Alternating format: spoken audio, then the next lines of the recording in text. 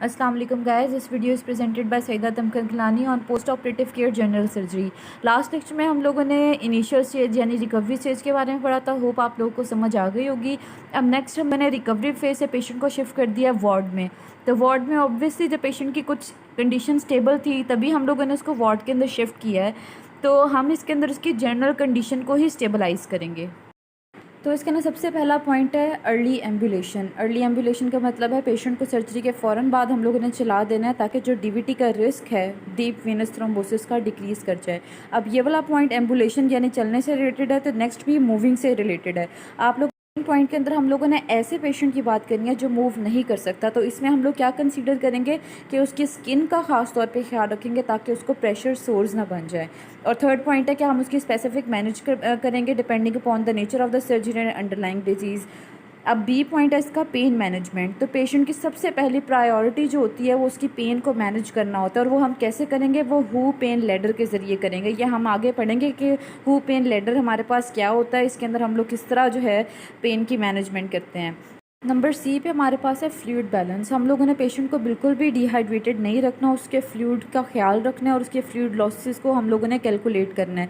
जो general fluid loss हुआ उसको हम लोगों ने आर्ली देखना है। यूरिन आउटपुट हम लोगों ने हर 4 घंटे बाद देखना है, और एनजी से जितनी एस्पायर कर रहे हैं फ्लूइड उसको हम लोगों ने हर 12 घंटे बाद देखना है। इसके अलावा हम लोगों ने इनसेंसिबल जो लॉसेस होते हैं बॉडी से, जिसको हम लोग मतलब कि इतना कंसीडर नहीं करते, फॉर एग्जांपल इवेपोरेशन जो हो रही होती है हमारी स्किन से, हमारी लंग से या टेम्परेचर से, उसको भी हम लोगों ने देखना है कि वहाँ से भी कितना फ्लूइड लॉस हो रहा है, और हम लोगों ने फ्लूइड को जो है वो बैलेंस करना है स्ट्रिक्टली, और अननेसेसरी फ्लूइड को अवॉइड करना है।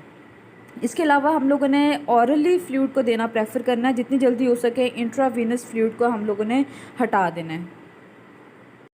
नेक्स्ट हमारे पास है ब्लड ट्रांसफ्यूजन। ब्लड ट्रांसफ्यूजन में बस आपने ये पॉइंट याद रखना है कि जब भी हमारे पास एचपी का लेवल 8 से डाउन होगा तो हम लोगों ने ब्लड को ट्रांसफ्यूज़ करना है, और उसके अंदर हम लोगों ने पल्स रेट को और बीपी को हम लोगों ने फ्रीक्वेंटली मॉनिटरिंग करते रहना है, और ख़ास तौर पे टेम्परेचर जो है उसको हम लोगों ने डिटेक्ट करना है। फिर अगला है हमारे पास मेडिकेशन। मेडिकेशन के अंदर आपने नर्स को बता देना है क्लियरली कि उसको कौन सी एंटीबायोटिक देनी है, प्रोटोन पंप इनहिबिटर्स देने हैं, लो मॉलिक्यूलर वेट हेपेरिन देना है, एनाल्जेसिक और फ्लूइड्स भी हमारे पास मेडिकेशन में आते हैं। नेक्स्ट हमारे पास कॉम्प्लिकेशन है। कॉम्प्लिकेशन भी हम लोगों ने दोबारा वही वाली बात है कि अर्ली डिटेक्ट कर लेनी है। और न्यूट्रिशन के अंदर लिखा हुआ है कि जब भी किसी पेशेंट की सर्जरी होती है उसको ये रिकमेंड किया जाता है कि वो 5 डेज़ तक मतलब कि ना खाए।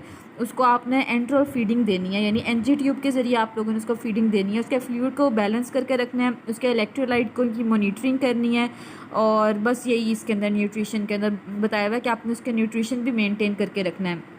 एज पॉइंट हमारा वाला पॉइंट है फिजियोथेरेपी का पॉइंट, और वो कह रहे हैं बहुत ही ज़्यादा इंपॉर्टेंट रोल प्ले करती है फिजियोथेरेपी किसी भी पेशेंट की रैपिड रिकवरी के अंदर।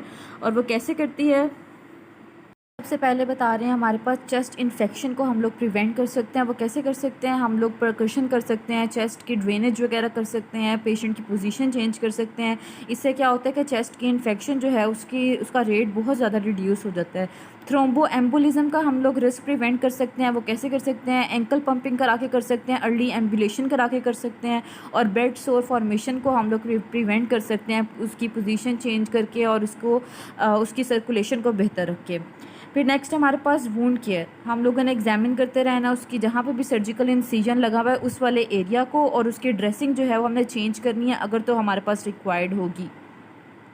अब ये सारे पॉइंट आगे हमारे पास सर्जिकल ड्रेन का पॉइंट है, लेकिन उससे पहले मैं आपको बताऊं कि ये सारे पॉइंट मैंने आपको एक्सप्लेन तो कर दिए, लेकिन इनको याद करने का भी कोई तरीका आपको मैं बता दूं कि मैंने किस तरह किया है। जैसे जर्नल केयर है, जर्नल केयर के अंदर मैंने आपको बता दिया कि भी ओवरऑल हम लोगों ने उसकी केयर देखनी है, उसको चला देना है। अगला पॉइंट भी चलने से रिलेटेड है, जो नहीं चल सकता उसके आपने बेड सोर्स को प्रिवेंट कर देना है। और नेक्स्ट तो वही है कि आपने उसकी ध्यान रखना है कि कौन सी वाली सर्जरी है, उसके अकॉर्डिंग आपने पेशेंट का प्रोटोकॉल देना है। और इसके बाद हमारे पास क्या है, पेन मैनेजमेंट। पेन मैनेजमेंट आपने सबसे पहला पॉइंट हर जगह ये याद रखना होता है कि पेशेंट की सबसे पहले हम लोगों ने पेन की मैनेजमेंट ही करनी होती है हर हाल में, क्योंकि हर पेशेंट चाहता है कि वो पेन फ्री हो जाए। तो थर्ड पॉइंट फ्लूइड बैलेंस से रिलेटेड है, और अगले जितने भी पॉइंट इस पॉइंट से वो सारे के सारे फ्लूइड बैलेंस से रिलेटेड होंगे। सी वाला फ्लूइड बैलेंस है और अगला ब्लड है, ब्लड भी हमारे पास फ्लूइड होता है। तो इस तरह मैंने ये दोनों पॉइंट्स याद रखे हुए हैं। और उससे नेक्स्ट है मेडिकेशन। मेडिकेशन के अंदर भी हम लोग फ्लूइड को ही बैलेंस कर रहे होते हैं और वो सब दे रहे होते हैं, तो ये भी पॉइंट आप इससे याद रख सकते हैं। और न्यूट्रिशन के अंदर भी 5 डेज़ के लिए वो हमारे पास ओरली फूड नहीं ले सकता, तो हम लोग क्या करेंगे, फ्लूइड के ज़रिए, एनजी ट्यूब के ज़रिए उसको जो है लिक्विड फ्लूइड वगैरह दे देंगे। तो ये 4 पॉइंट्स आप इस तरह करके याद कर लें। कॉम्प्लिकेशन वाले एक अलहदा पॉइंट और फिजियोथेरेपी वाला तो हमें ऑब्वियसली याद रहेगा। आगे वूंड केयर बस लास्ट रह जाता है। अब आगे हमारे पास है सर्जिकल ड्रेन्स। केयर इन वार्ड का लास्ट टॉपिक हमारे पास सर्जिकल ड्रेन्स है। सर्जिकल ड्रेन के ज़रिए हम लोगों ने क्या करना है कि जितना भी एक्सेसिव फ्लूइड है या तो बॉडी से, उसको हम लोगों ने रिमूव कर देना है। तो इसके लिए हमारे पास एक एनजी ट्यूब होती है, एक चेस्ट ड्रेन्स होते हैं और ड्रेन ऑपरेटिव साइट्स होती हैं। अब एनजी ट्यूब्स क्या होती है, ये हम लोग स्टमक में पाइप इंसर्ट करते हैं और स्टमक में जितने भी हमारे पास फ्लूइड होते हैं या गैसेज होती हैं उसको स्वालोड कर लेते हैं। और एक दफ़ा जब हमारे पास 100 से 200 मिलीलीटर पर डे हमारे पास आउटपुट आने लग जाए, इससे बिलो आने लग जाए, तो हम लोगों ने वो ट्यूब रिमूव कर देनी है।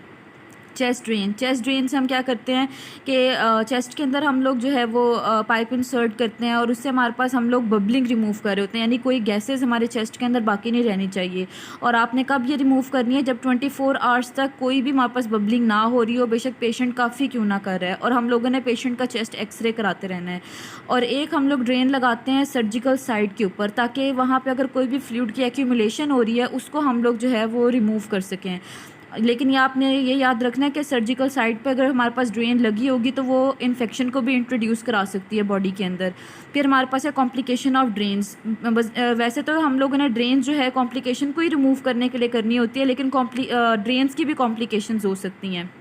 नंबर 1 कॉम्प्लिकेशन हमारे पास क्या होगी, क्या ड्रेन हम लोगों ने डाली और वहाँ पे ट्रॉमा हो गया, यानी ड्रेन डालते वक्त ही कोई हम लोगों ने इंजरी कॉज कर दी। नंबर 2 कॉम्प्लिकेशन हो सकती है कि हमारी ड्रेन ही फेल हो गई है। वो क्यों फेल हो गई है, क्योंकि हम लोगों ने उसको गलत जगह पे डाल दिया, या फिर उसका साइज़ जो था वो छोटा था, या फिर जिस ल्यूमेन में हम लोगों ने उसको इंसर्ट किया वो ब्लॉक थी। फिर 3 हमारे पास है कि जो कॉम्प्लिकेशन ड्यू टू डिसकनेक्शन, यानी हमारी ड्रेन से मतलब कि डिसकनेक्ट हो चुका है, कोई फ्लूइड बाहर नहीं आ रहा।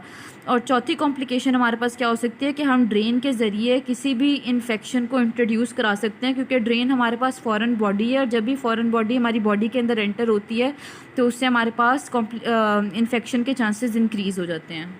यहाँ पे हम लोग का चैप्टर नंबर 6 जो है वो एंड हो चुका है। लास्ट में बिल्कुल उन्होंने ये बताया हुआ है कि पेशेंट को जब हम लोगों ने डिस्चार्ज कर देना है तो आपने उससे गुड कम्युनिकेशन रखनी है और पेशेंट को पता होना चाहिए कि उसका कौन सा ट्रीटमेंट चल रहा था, उसके क्या इफ़ेक्ट्स हैं और कितना टाइम लगेगा उसकी रिकवरी के अंदर।